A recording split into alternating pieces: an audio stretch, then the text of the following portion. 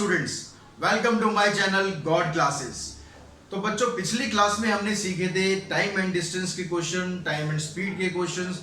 तो वो वीडियोस अगर आपने अभी तक नहीं देखे हैं तो ऊपर आई बटन में आपको लिंक मिलेगा, पहले जाके आप वो वीडियो देखिए, स्पीड के बारे में जानिए। फिर आज का जो टॉपिक है वो आपको समझ में आ पाएगा। आज हम बात करेंगे एवरेज स्पीड और रिलेटिव स्पीड की।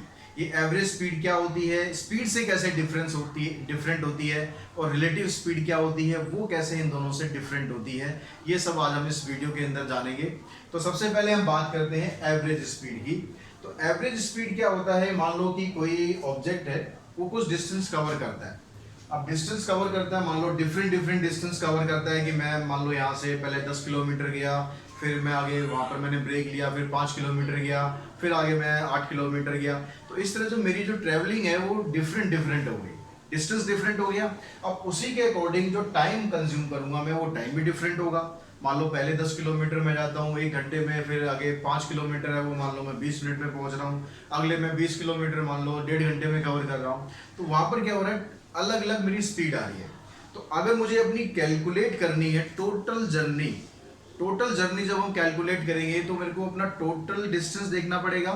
टोटल डिस्टेंस जितना भी होगा वो सारा हम कैलकुलेट कर देंगे, और जितना टोटल टाइम लगा है जब से चलना स्टार्ट किया है और जब तक आप पहुंच नहीं गए तब तक का वो टाइम हम नोट कर लेंगे, उस टाइम को ऐड कर लेंगे। उन दोनों को जब आप डिवाइड करोगे, क्योंकि स्पीड का फार्मूला क्या होता है, डिस्टेंस अपॉन टाइम।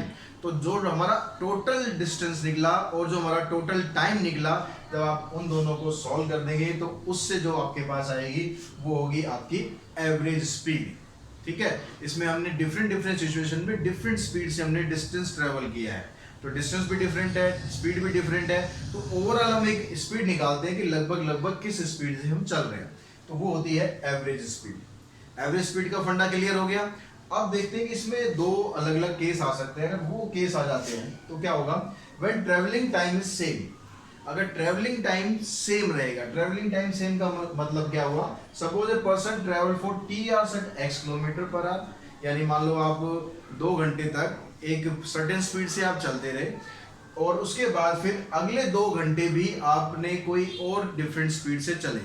यहाँ जो टाइम है वो दोनों का सेम है कि 2 घंटे में आपने एक स्पीड ली और अगले 2 घंटे में आपने एक स्पीड ली। जो स्पीड है वो डिफरेंट है, टाइम दोनों का सेम है टी आवर्स और टी आवर्स, लेकिन जो स्पीड है दोनों की वो अलग अलग है। एक बार हमने x किलोमीटर पर आवर से चल रहे हैं, एक बार हम y किलोमीटर पर आवर से चल रहे हैं। तो अब जब आप स्पीड इसकी टोटल कैलकुलेट करोगे तो आप ये फार्मूला, तो अब ये तो हर जगह लगेगा, एवरेज स्पीड का फार्मूला तो आप कहीं भी लगा लोगे उसी से निकल जाएगा।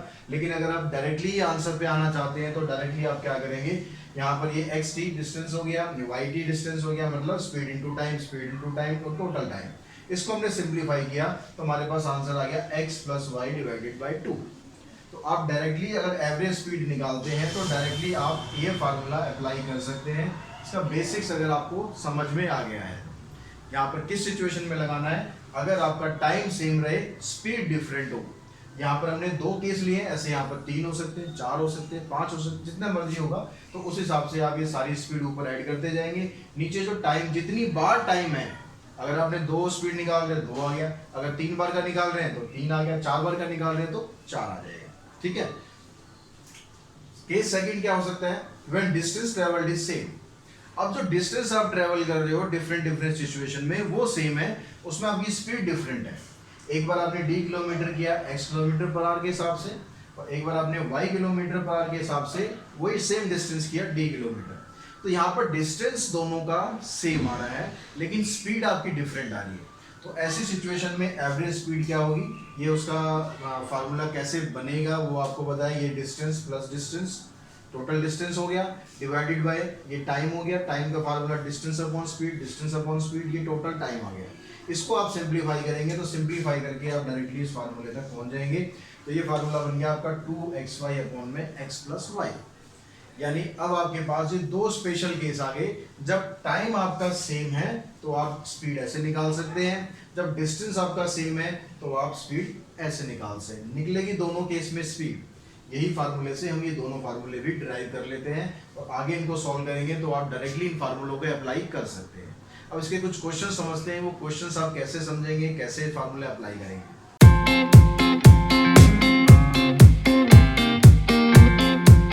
देखिए फर्स्ट क्वेश्चन में क्या है, फर्स्ट क्वेश्चन में बोलता है पंकज कवर्स फर्स्ट 100 किलोमीटर इन 3 आवर्स। 100 किलोमीटर का डिस्टेंस 3 आवर्स में कंप्लीट हो रहा है, and next 180 kilometre in 4 hours, और अगले जो 180 किलोमीटर है वो 4 आवर्स में कंप्लीट हो रहे हैं।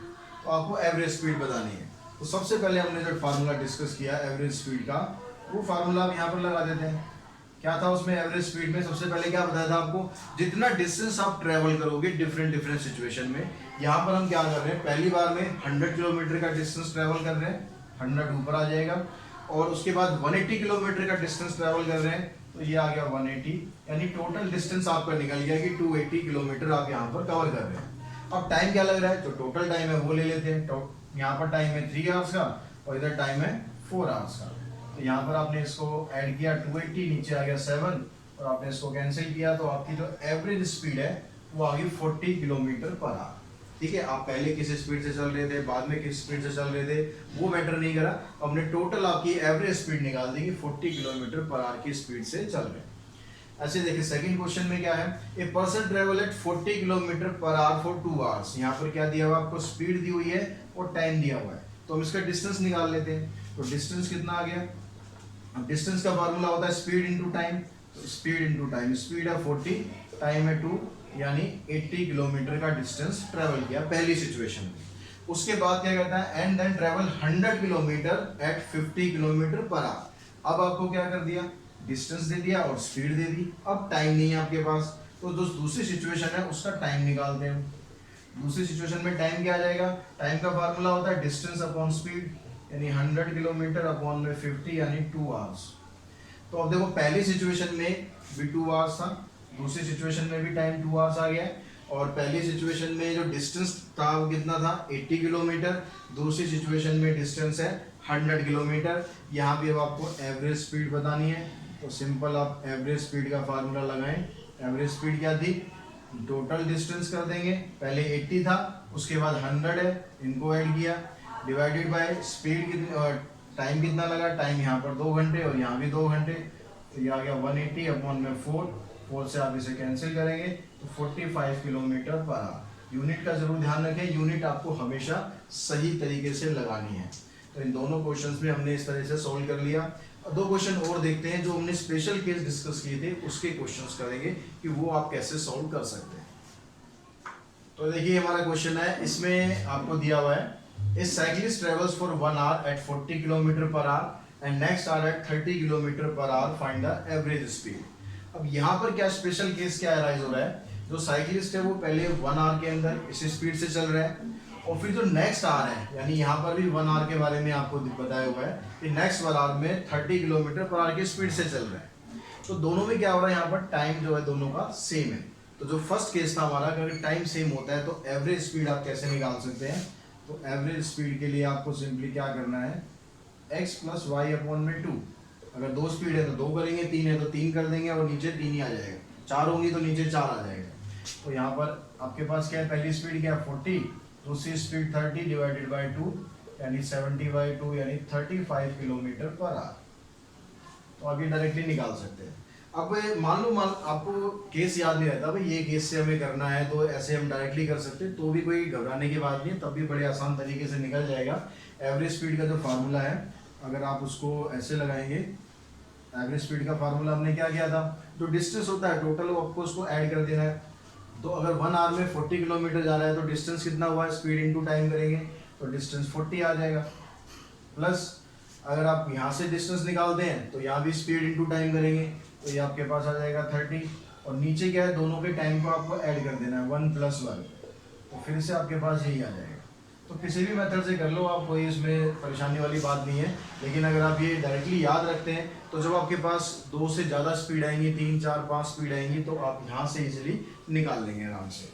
अब नेक्स्ट क्वेश्चन देखते हैं। नेक्स्ट क्वेश्चन में कह रहा है, boys goes to school at 10 kilometre per hour and return back at 6 kilometre per hour. School जाता है 10 किलोमीटर पर आवर से, लेकिन वापस आने की जो स्पीड है, अब जब वापस आता है तो नेचुरल है, यार दोस्त साथ में होते हैं तो धीरे धीरे चलते चलते बात करते आते हैं, तो स्पीड कम हो जाती है 6 किलोमीटर पर आवर।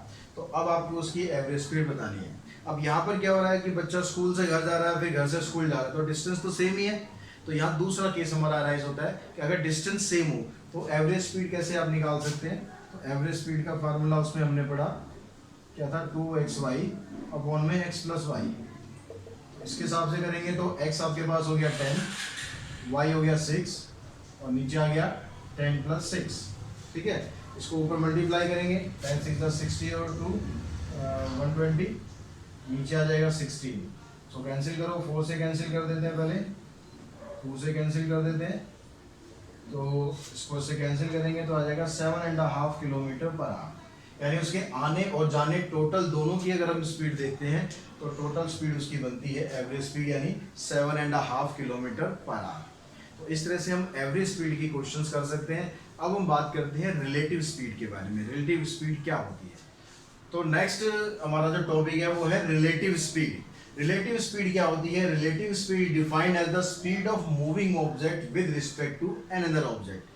यानी जो मूविंग ऑब्जेक्ट होता है उसकी स्पीड किसी दूसरे ऑब्जेक्ट के अकॉर्डिंग जो हम निकालते हैं उसको बोलते हैं उसकी रिलेटिव स्पीड।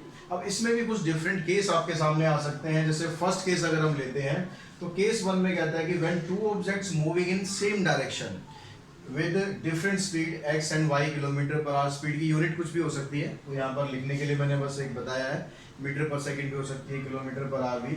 और इसमें अगर x y से बड़ी है यानी x की जो स्पीड है वो y से ज़्यादा है, तो उस केस में दोनों की रिलेटिव स्पीड अगर निकालेंगे तो क्या आ जाएगा?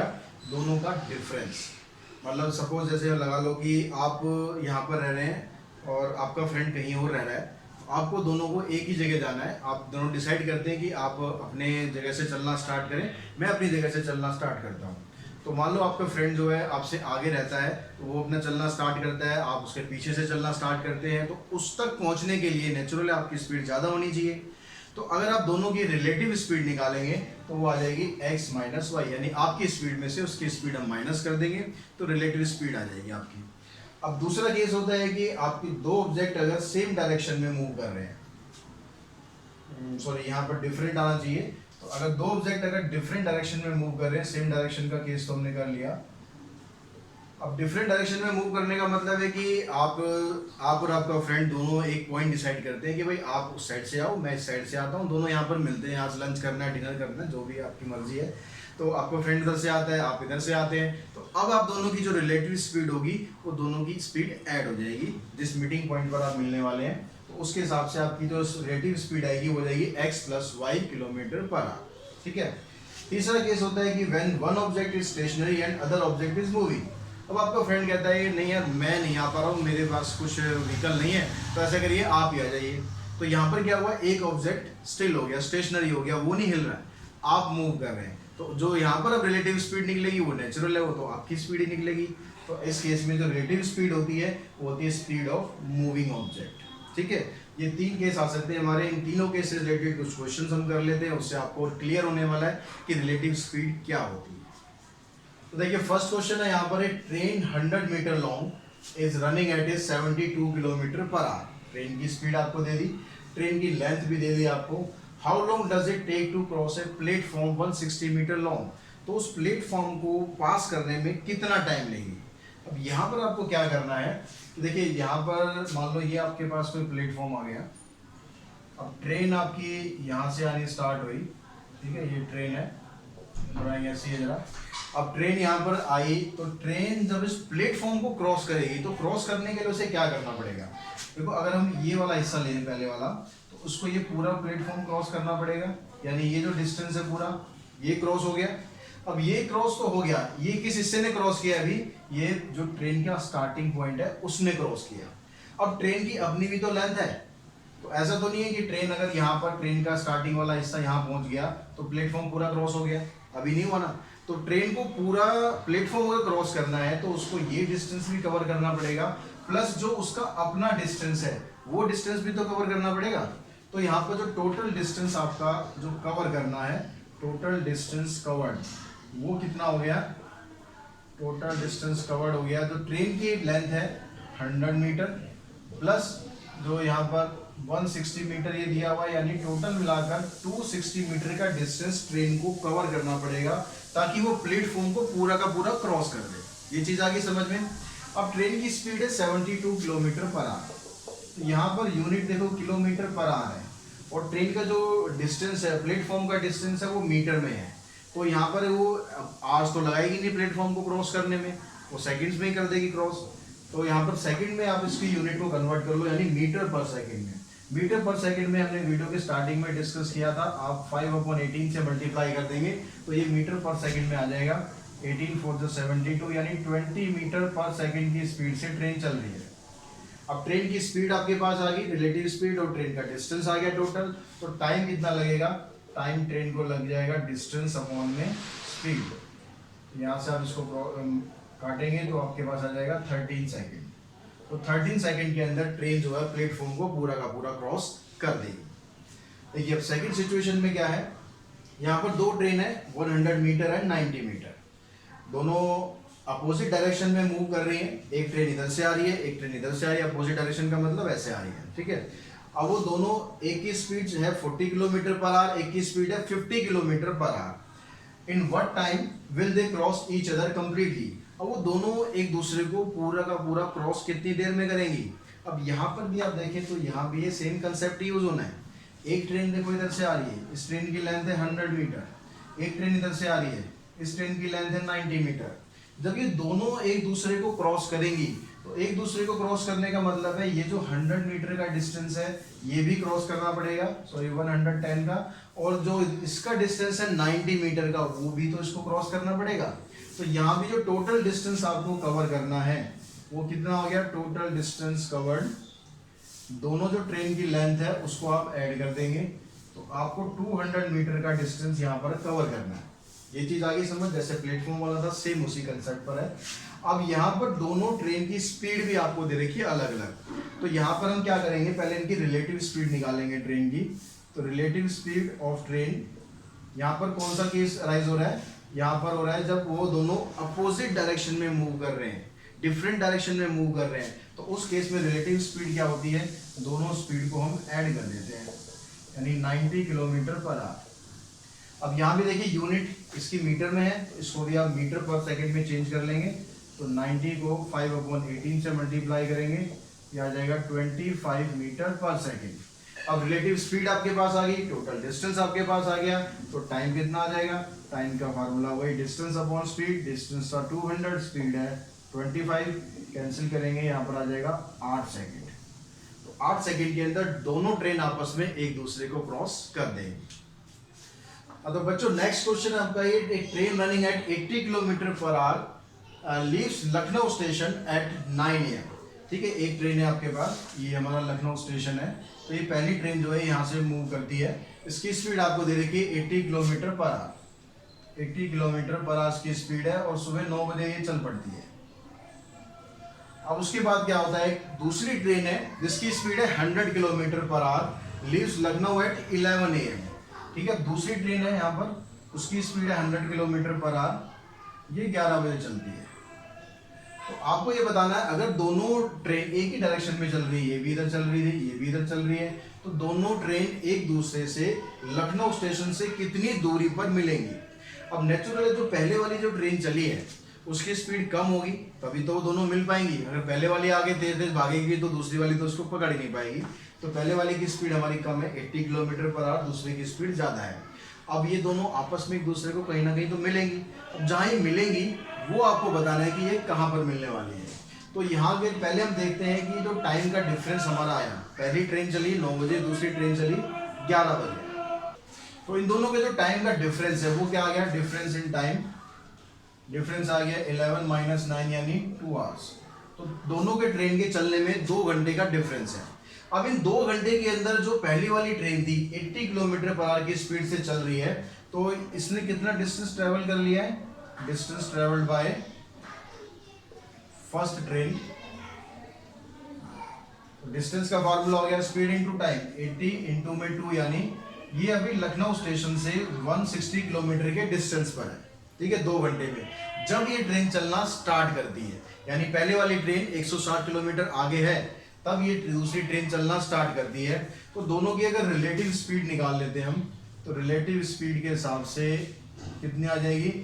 अब क्योंकि डायरेक्शन दोनों की सेम है, तो रिलेटिव स्पीड के लिए क्या करना है, माइनस कर देना है 100 - 80 यानी 20 किलोमीटर। पर आ रही है यार कि इनकी रिलेटिव स्पीड आ गई। अब इस रिलेटिव स्पीड के हिसाब से अगर आप टाइम निकालें, टाइम टेकन, तो टाइम क्या आएगा, डिस्टेंस था इसका 160 पहली वाली ट्रेन का, अब रिलेटिव स्पीड है इसकी 20, तो यहाँ से आप टाइम निकालेंगे तो 8 घंटे लगेंगे, यानी दोनों को मिलने में 8 घंटे लगेंगे। अब उस 8 घंटे में ये ट्रेन तो चल ही रही है, आगे और भी चल रही है, उस 8 घंटे में ये ट्रेन इसको पकड़ लेगी, तो कितने डिस्टेंस पर पकड़ेगी, तो distance at the meet, distance at the meet 100 into में 8, क्योंकि अब दूसरी ट्रेन पीछे चल रही है तो उसकी स्पीड आपको लेनी है, यानी 800 किलोमीटर। तो लखनऊ स्टेशन से 800 किलोमीटर की दूरी पर दोनों ट्रेन आपस में एक दूसरे से मिलेंगी, हेलो करेंगी और फिर बाय बाय करके जो दूसरे वाली ट्रेन है वो आगे निकल जाएगी। तो इस तरह से इस वीडियो में, इस क्लास में हमने रिलेटिव स्पीड और एवरेज स्पीड के क्वेश्चन समझे। इसी तरह के क्वेश्चंस आपको और प्रैक्टिस करने हैं, जितना ज़्यादा प्रैक्टिस करेंगे उतना ज़्यादा इसमें इम्प्रूव करेंगे अपने आप को। आज की वीडियो में हम इतना ही करते हैं। साथ ही वीडियो अगर आपको अच्छी लग रही है, पसंद आ रही है, तो डेफिनेटली आप इनको शेयर अवश्य करते होंगे, लेकिन और थोड़ा सा ज़्यादा शेयर करें और अपने दोस्तों को भी बोलें कि वो भी चैनल को देखें, वीडियो अच्छी लगे तो वो भी चैनल को सब्सक्राइब ज़रूर करें। आज की वीडियो में इतना ही। Thanks to all of you.